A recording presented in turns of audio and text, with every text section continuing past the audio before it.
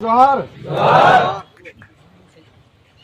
आप सबने social media के माध्यम से यहाँ प्रत्यक्ष रूप से सब कुछ देखा है और उसके बाद में उदयपुर के अलग अलग कोनों से, कोलंबर के अलग अलग कोनों से, प्रतापगढ़ के अलग अलग कोनों से और डूंगरपुर के अलग अलग क्षेत्र से तमाम जो साथी आज समर्थन करने आए हैं उनका मैं हृदय की गहराई से बहुत बहुत धन्यवाद करता हूँ।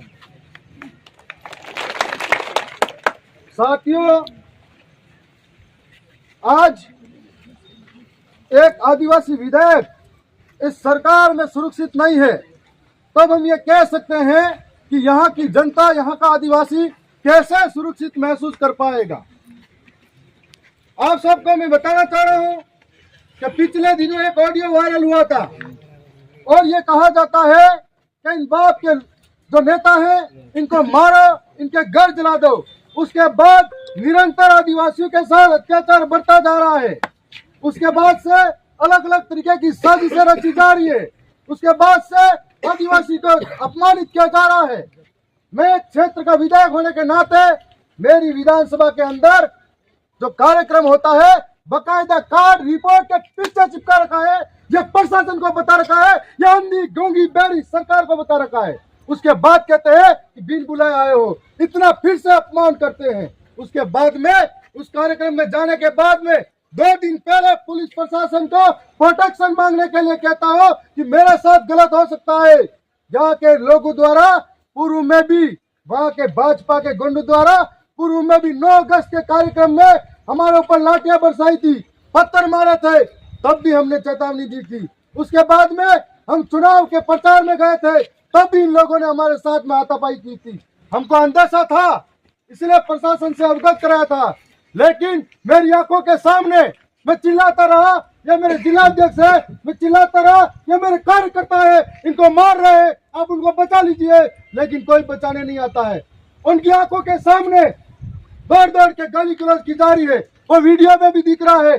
प्रत्यक्ष यहाँ का डीवाईएसपी गवाह है, फिर कह रहे सबूत चाहिए। कौन सा सबूत चाहिए इनको? और तो सामने देख रहे हैं, उसके बाद सबूत मांग रहे हैं और उसके बाद में प्रशासन कहता है कि आपको यहाँ से जाना पड़ेगा और यहाँ पे कोई कार्यक्रम नहीं होता है। मेरी पीठ पीछे कार्यक्रम धोखे से करते हैं। इसका मतलब यह सब उस सरकार के इशारों पे काम करने वाले लोग हैं।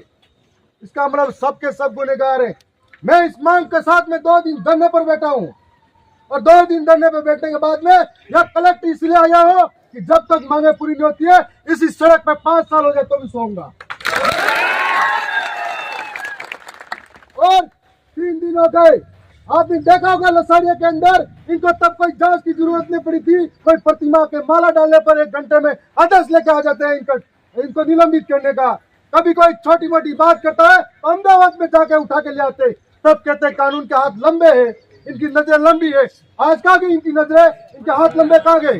ये बात हम पूछना चाहते हैं कि झूठे और भ्रम फैलाने वाली बातें हमारे सामने नहीं होनी चाहिए। मैं आज सीधे तरीके से हम लोग ज्ञापन देने जा रहे थे, हमको रोका, कौन सा आदेश के तहत रोका गया, यह हम आपसे पूछना चाहते हैं। आज ज्ञापन देने के लिए आए हैं, मैं नहीं जाऊंगा यहाँ से आगे, लेकिन हमको रोका तो किस आदेश के तहत रोका? हमारे लोगों के साथ में बीच में आकर जिन्होंने गुंडागर्दी की है, जो भर्ती के बेस में गुंडे छिपे हुए हैं, वो सामने आए, बताए कि क्यों मुक्केबाजी की हमारे लोगों के साथ में। ये हमको उकसाने की कोशिश की जा रही है।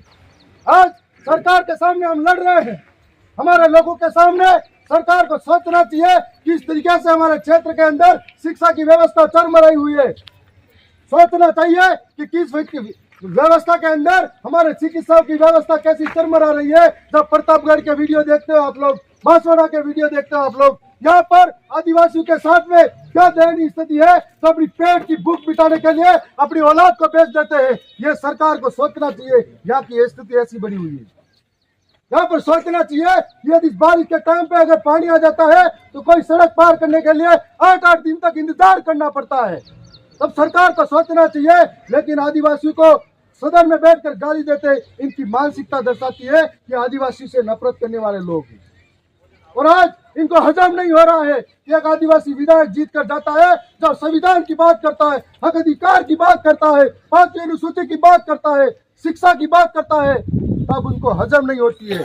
और ये बात आज इनको इसलिए भी हजम नहीं हो रही है कि यहाँ का एक एक नौजवान जागरूक हो गया है। यहाँ का एक एक नौजवान एक एक वोट की कीमत पूछता है। यहाँ का एक एक नौजवान सरकार से हिसाब मांगता है। यहाँ का एक एक नौजवान सरकार से लड़ने के लिए तैयार बैठा है। तब इनको हजम नहीं हो रहा है, तब रोज षड्यंत्र हो रहे हैं और रोज इस तरह से अपमानित करने वाले काम हो रहे हैं। पिछले दिनों मेरे साथी के साथ में बांसवाड़ा बागीदोरा के अंदर भी पत्थरों से हमला हुआ था। मैं यह पूछना चाहता हूँ कि अगर मेरे विधानसभा में मैं सुरक्षित नहीं हो तो इन गुंडों से मेरी जनता कैसे सुरक्षित हो सकती है। आज मैं यही मांग कर रहा हूँ कि आपने झूठा दिखावा कर लिया कि 2 दिनों को पकड़ के लाए, उनके मेहमान ही जैसे खाना बाहर से ला के दे रहे हो, उनके मेहमान बना के लाए हो, जैसे थाने के अंदर मोबाइल चलवा रहे हो, तो कौन सी सजा दे रहे हो? हमको बेवकूफ बनाते हो। मेरा अपमान नहीं किया है, दरियावत की 2.5 लाख जनता का अपमान किया है और ये बदला लेने के लिए हम बैठे हैं। जितने भी लोग इसमें शामिल हैं वो सस्पेंड नहीं होते हैं। जितने भी लोग अपराधी हैं वीडियो में सरेआम दिख रहे हैं और नेताओं के गाड़ी में रोज घूम रहे हैं, अगर वो पकड़ में नहीं आते हैं तब तक मेरी तरफ से ये ऐलान है यहाँ पर कि मैं इसी सड़क पे सोऊंगा, चाहे बारिश हो चाहे कोई भी मौसम हो, मरूंगा जीऊंगा। ये शासन प्रशासन की जिम्मेदारी है, राजस्थान सरकार की जिम्मेदारी है।